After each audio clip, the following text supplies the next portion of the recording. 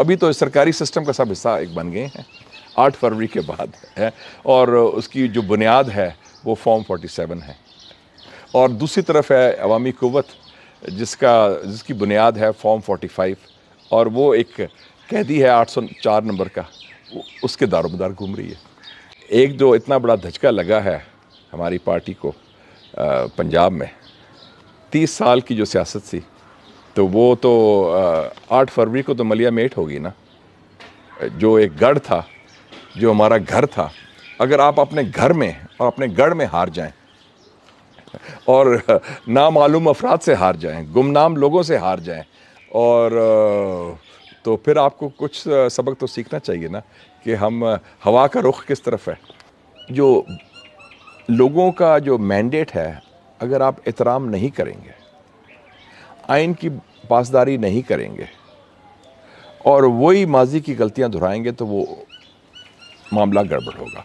मैंने तो कहा है ज़रूरत है दस्ते शफ़ा की। दस्ते शफ़ा में सियासतदान जितने हैं, सियासी जमातें जितनी हैं, सब शामिल हैं। हम एक तरफ तो हम आते ही कहते हैं हम हिंदुस्तान से तजारत करने को तैयार हैं, मोदी से बात करने को तैयार हैं, जिनके बंदों ने आके, रॉ के बंदों ने आके 4 सालों में 20 दफ़ा पाकिस्तान के अंदर बंदे हमारे मारे हैं, दहशत गर्दी की है। दूसरी तरफ हमारे बंदे जाके जर्नैल वो काबल में और जाके टीटीपी से बात भी कर लेते हैं, उनसे मुज़ाकरात करते हैं। तो हम दहशत गर्दों से भी मुज़ाकरात करते हैं। हम वो दो दुश्मन है जो रियासती दहशत गर्दी बनाए, तो अपने लोगों से बात करने में क्या कबाहत है। और ख़ासतौर जिसका मैंडेट है उसको आप जो सियासी कैदियाँ रिहा किया जाए, बशमूल इमरान खान। उससे पहले कि कोई टेलीफोन कॉल आया, 5 नवंबर को इलेक्शन है अमेरिका में, अगर ट्रंप जीत जाए और फिर एक कॉल आया वहाँ से, तो कॉल से पहले आप खुद फैसले कर लें। उसमें इशू किसी पर्सन या पार्टी का नहीं है, इशू पाकिस्तान का है। सर आप मुस्लिम लीग नून छोड़ तो नहीं रहे? मैं देखिए जी, इस वक्त पार्टीज़ को मैटर नहीं कर रही। इस वक्त इशू है पाकिस्तान की बका का, पाकिस्तान में जमहूरियत का और जमहूरी इस्तेकाम का।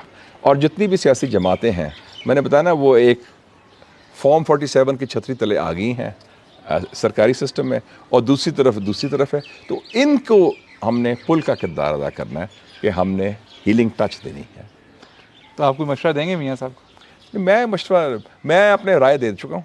मैंने पहले भी राय दी थी कि मैं कहता, मैंने तो जब सब कह रहे थे कि जी चौथी बार लोग वज़ीर आज़म बनेंगे, मैंने उसको भी मशवरा दिया था कि उसका चांस नहीं है। अगर कुछ करना है, आपने सिस्टम में आना है, तो प्रेसिडेंट बन सकते हैं, वज़ीर आज़म का चांस नहीं। मैंने तो पहले, लोग मेरे से नाराज़ भी हुए कि आपने ये बात की, वही बात सही साबित हुई। तो मेरे ख्याल में लीडरशिप वो होती है कि आप कहते हैं ना कि read the writing on the wall. आपको पता होना चाहिए कि क्या हक़ाइक़, ज़मीनी हक़ाइक़ क्या हैं और अवामी सोच क्या है। भाई ये जो फ़ैसला हुआ था इलेक्शन से पहले, गलत फ़ैसला था कि अब किसी को बल्ला नहीं देना, क्योंकि उनका अपना अब क्या फ़ायदा हो। आज सुप्रीम कोर्ट ने भी उनको फिर सस्पेंड कर दिए वो फ़ैसले।